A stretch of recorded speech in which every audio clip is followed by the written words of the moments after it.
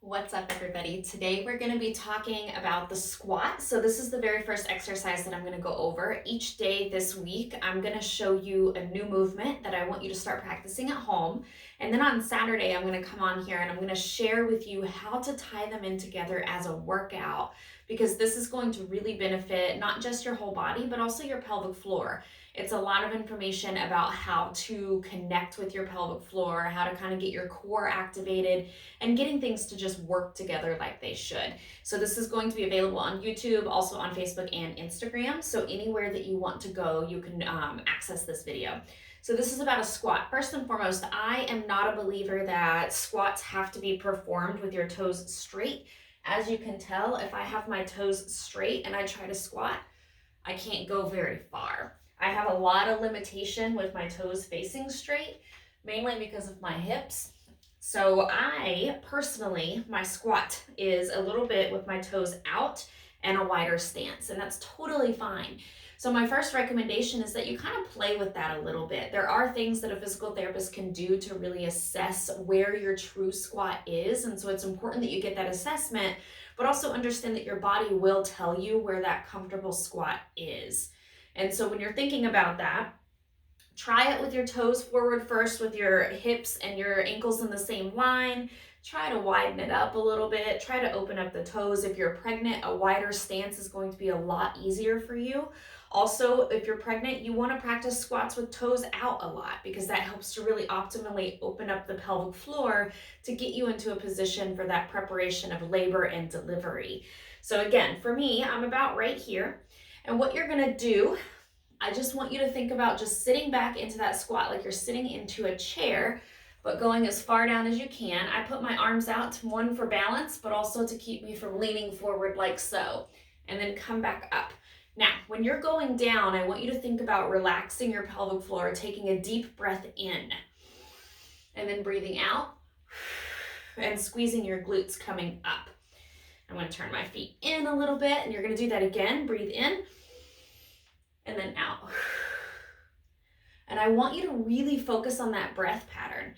I want you to think about that breath in and relax the pelvic floor. Sit down here for a second, breathe out, and then see if you can do a little bit of a glute squeeze, maybe even a pelvic floor contraction or a Kegel when you come up out of that squat.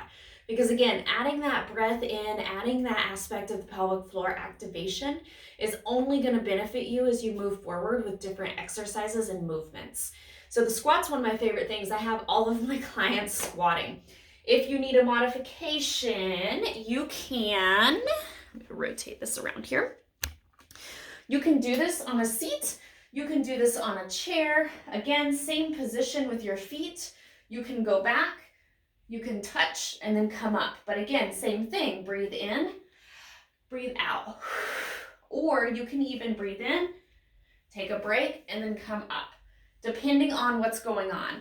I have a lot of clients ask me, should I be squatting if I have prolapse? And the answer is yes, but what you want to do if you have prolapse is focus on your breath a little bit more. So I usually have clients that have prolapse, I'll have you breathe in a way of you're going to blow as you go. So you're going to take a deep breath in and then breathe out. So you're breathing out the whole way. And the reason I have you do it that way is because it helps to maintain pressure in the core. Now, that may not work for you, and that's totally fine. Like I said, it's totally beneficial for you to work with a physical therapist to figure out, one, where is your true squat? Two, if you have pelvic floor dysfunction, the breath cycle does change. There are things that we need to change out throughout your squat, specifically when we start to lift weight, specifically when we start to lift baby. Things change in our body, and our pressure and everything is a little bit different with different parts in our day, different parts in lifting. And so it's important that we know what your body's doing if you have pelvic floor dysfunction. So again, with a prolapse, try the blow as you go. If that works for you, awesome. If it doesn't, make sure you reach out and ask. Otherwise, you can try the breath in going down and the breath out coming up. Notice I'm doing a body weight squat. Our workout on Saturday is not going to involve any weights. I'm going to have it just totally home-based, absolutely no weights involved. And so that's just the first workout.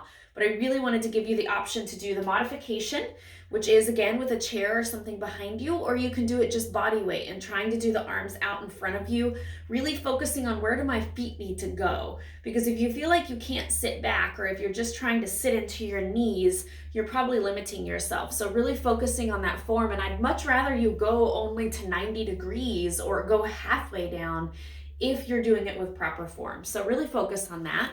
If you have questions or if you have pelvic floor dysfunction, remember you can reach out to me and let me know that, and I would be more than happy to help you figure out what that breath cycle looks like for you. So I look forward to seeing you guys tomorrow.